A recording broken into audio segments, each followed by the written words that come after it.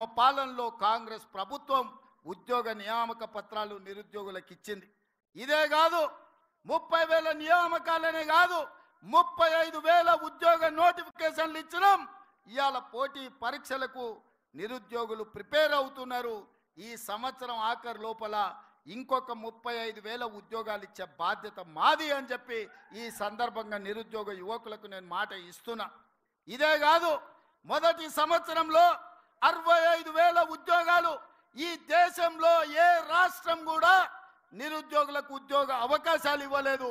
అదొక్క తెలంగాణ రాష్ట్రంలోనే మనమే ఇచ్చినామని గర్వంగా నేను ఈ సందర్భంగా తెలియజేస్తున్నా. అందుకే మిత్రులారా, ఇవాళ మీరు ఆలోచన చేయండి. ప్రభుత్వం అద్భుతమైన కార్యక్రమాలు తీసుకొని ఈరోజు నిరుద్యోగ సమస్యను పరిష్కరించుకుంటూ టీచర్ల ట్రాన్స్ఫర్లు 10 సంవత్సరాలు 10 కాదు 18 సంవత్సరాలు జరగలేదు. 35,000 మంది టీచర్లను బదిలీ చేసి 19,000 మంది టీచర్లకు ప్రమోషన్లు ఇచ్చి వాళ్ళ సమస్యలు పరిష్కరించిన చరిత్ర కాంగ్రెస్ పార్టీది.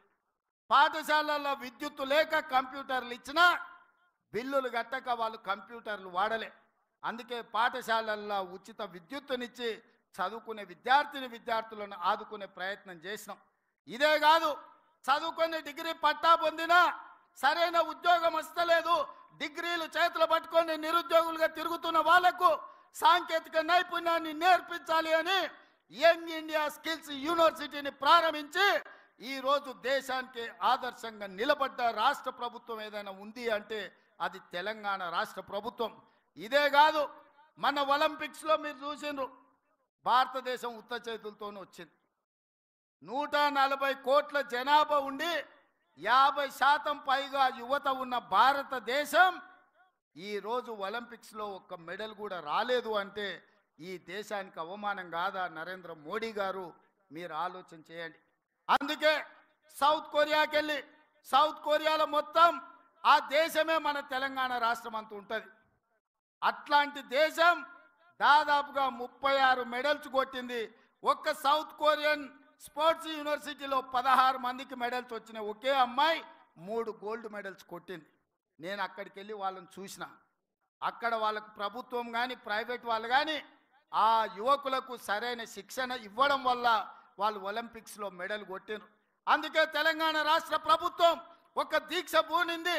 తెలంగాణలో ముఖ్యంగా sports university young India sports university ప్రారంభించడం ద్వారా 2028లో ఈ దేశం తరఫున ఒలింపిక్స్లో బంగారు పతకాన్ని సాధించే బాధ్యత తెలంగాణ తీసుకుంటుంది.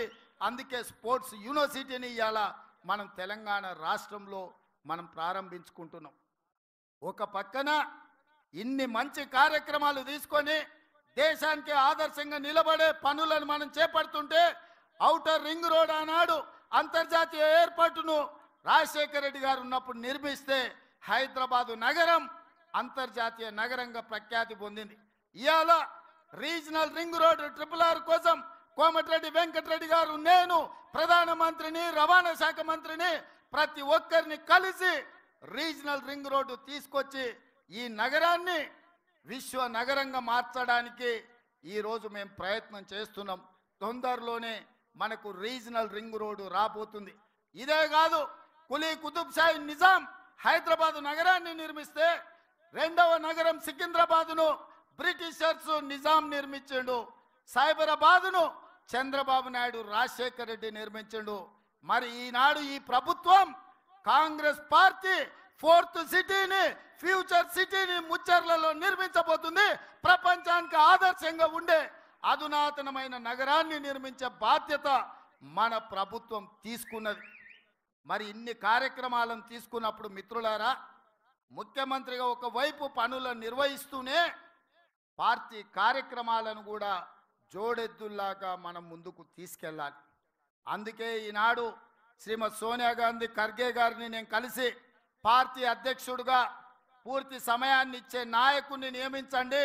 తద్వారా ప్రభుత్వం తీసుకుంటున్న నిర్ణయాలు, ప్రభుత్వం చేపడుతున్న సంక్షేమ కార్యక్రమాలు, ప్రభుత్వం చేస్తున్న అభివృద్ధిని గ్రామాలలో, తండాలలో, గూడాలలో, మారుమూల పల్లెల్లో